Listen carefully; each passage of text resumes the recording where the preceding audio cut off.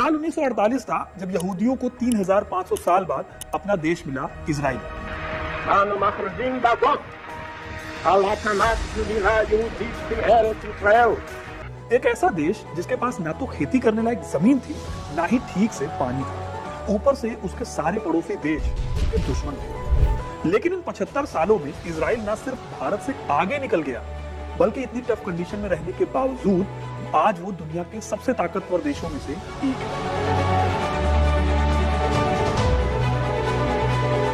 आज मैं आपको बताऊंगा कि क्यों आज इजराइल एक साथ तीन मोर्चों पर भिड़ने के बावजूद बिना किसी दिक्कत के सबको मुंह तोड़ जवाब दे रहा है, फिर चाहे वो ईरान हो, हमास हो या फिर हिजबुल्ला ही क्यों ना हो।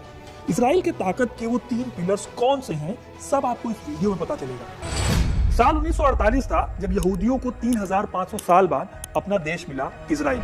ये उनका पहला देश था, इसलिए दुनिया भर के यहूदियों ने इजराइल को करीब 65 मिलियन पाउंड फंड और इंटरेस्ट फ्री लोन दिया। इसके बाद वेस्ट जर्मनी ने यहूदियों पर जो जुल्म किया था उसकी भरपाई के लिए 1953 से 1966 तक $850 मिलियन दिए और यूएसए ने 1949 से 1973 तक on an average $122 million per year की हेल्प प्रोवाइड की। लेकिन इन पैसों ने इजराइल को पावरफुल नहीं बनाया, बल्कि उन स्ट्रेटजीज ने बनाया जिनके थ्रू इन पैसों का इस्तेमाल किया गया। बेसिकली इजराइल ने 3 चीजों पर फोकस करना शुरू किया। अपनी खुद की इंटेलिजेंस एजेंसी, क्योंकि सभी पड़ोसी देश जो थे वो दुश्मन थे। अपनी एक खतरनाक आर्मी जो किसी को भी चुटकियों में हरा दे, वजह वही थी, दुश्मनों से घिरा हुआ देश था। और तीसरा, अपने देश को सपोर्ट करने वाली यूनिक और वर्ल्ड क्लास टेक्नोलॉजी, क्योंकि नेचुरल रिसोर्सेज नहीं थे इस देश के पास। और इन तीनों के सेंटर में थी टेक्नोलॉजी। दुश्मनों की डर्टी ट्रिक्स को फेल करने के लिए इजराइल ने मोसाद को बनाया और इसके साथ ही अपनी आर्मी को भी स्ट्रॉन्ग करना शुरू किया। मोसाद इजराइल की सीक्रेट एजेंसी है, जस्ट लाइक इंडिया में रॉ और अमेरिका में CIA। मोसाद अपनी सर्विलांस टेक्नोलॉजी और नेटवर्क के दम पर कुछ ही सालों में दुनिया की सबसे खतरनाक एजेंसी बन गई। इसने अपने एक दुश्मन को चुन चुनकर मारा और कभी कोई निशान नहीं छोड़ा। इस तरह से दुनिया में कोई भी देश इजराइल के खिलाफ स्ट्रेटेजी बनाने से डरने लगा। लेकिन सिर्फ मोसाद से काम नहीं चल सकता था, इसलिए इजराइल ने अपनी आर्मी पर भी बराबर फोकस किया। इजराइल के लिए आर्मी बहुत जरूरी थी, अब क्योंकि उसके कई दुश्मन थे, इसलिए देश बनने के सिर्फ 2 हफ्तों में उसने अपनी खुद की आर्मी खड़ी कर ली। लेकिन इजराइल की पॉपुलेशन बहुत कम थी, जिससे बड़ी आर्मी बनाना मुश्किल था। इस प्रॉब्लम को इजराइल ने 2 तरह से दूर किया। पहला तो उसने ये किया कि 18 साल से ऊपर जितने भी इजरायली सिटीजन थे उनके लिए आर्मी सर्विस को कंपलसरी कर दिया। और दूसरा, उसने डिफेंस में टेक्नोलॉजी को स्ट्रॉन्ग करने पर फोकस किया। शुरुआत में इसने यूएसए जैसे देशों की हेल्प ली, लेकिन बाद में इन्होंने अपना खुद का सिस्टम बनाया। जैसे कि इन्होंने आयरन डोम को बनाया, जिससे कि रॉकेट अटैक से बचा जा सके। यह एक तरह का एयर मिसाइल डिफेंस सिस्टम है दोस्तों, जो एक साथ 1000 मिसाइल्स को हवा में ही इंटरसेप्ट कर सकता है। आज इजराइल की army tanks, world class artillery, aircraft और सबमरीन से लैस है। इनके ही दम पर 1967 की वॉर और अरब देश जो टाइम टू टाइम हमले करते हैं इजराइल पर, उनको इसने नाकाम कर दिया। अभी हाल ही में हमास के अटैक के बाद गाजा का इजराइल जो हाल कर रहा है वो आप देख ही रहे हो। अब भले ही इजराइल एक्सेप्ट ना करे, लेकिन कई देश उसके पास न्यूक्लियर वेपन तक होने का क्लेम करते हैं।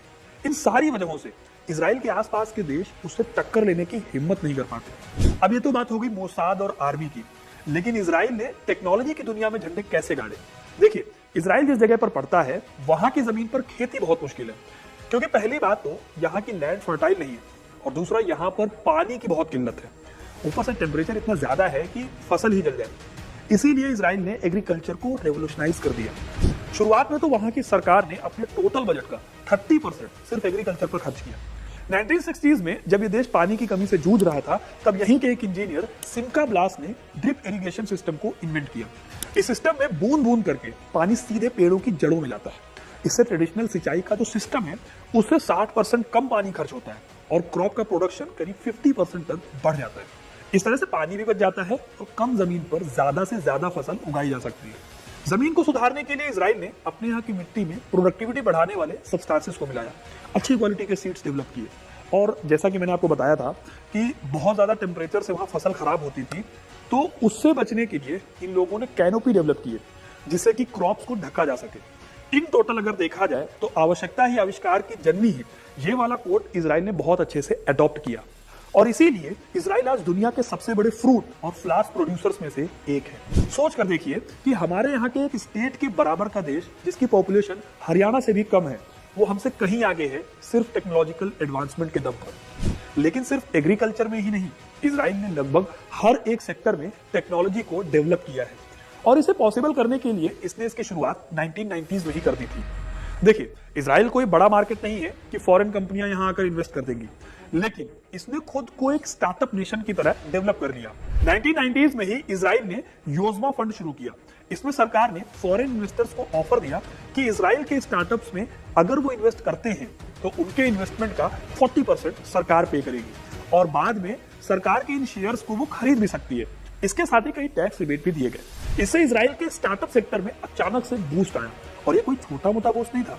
90s के खत्म होते होते इजराइल अमेरिका के बाद दुनिया का दूसरा सबसे बड़ा स्टार्टअप हब बन गया और आज के टाइम पर इजराइल को सिलिकॉन वैली के बराबर का दर्जा दिया जाता है। इजराइल ने इन सब के लिए अपने एजुकेशन सेक्टर पर भी काफी ध्यान दिया। आज दुनिया भर के जितने भी बड़ी कंपनीज हैं, सब में इजराइल के लोग या फिर यहूदियों का दबदबा है। आप एग्जांपल ले लीजिए, गूगल को बनाने वाले लैरी पेज, माइक्रोसॉफ्ट के ओनर स्टीव बाल्मर, ये सब यहूदी हैं। यही नहीं, एंड्रॉयड कंपनी के ओनर एंडी रूबिन भी ज्यूज हैं। हाल ही में गौतम अडानी पर हिंडनबर्ग की रिसर्च रिपोर्ट आई थी जिसने अडानी कंपनी के शेयर्स को धड़ाम से नीचे गिरा दिया था। उसके ओनर नेट एंडरसन भी यहूदी हैं। ब्लूमबर्ग नाम की एक कंपनी है जिसकी रिसर्च रिपोर्ट किसी भी देश की इकोनॉमी को एक बार में ऊपर या फिर नीचे कर सकती है। उसके ओनर भी एक यहूदी है। आप सोच कर देखिए कि जिस टेक्नोलॉजी का इस्तेमाल हम रोज करते हैं उन्हें इजराइल डायरेक्टली या फिर इनडायरेक्टली कंट्रोल करता है। इसीलिए दुनिया के सारे देश आज इजराइल से पंगा लेने से घबराते हैं।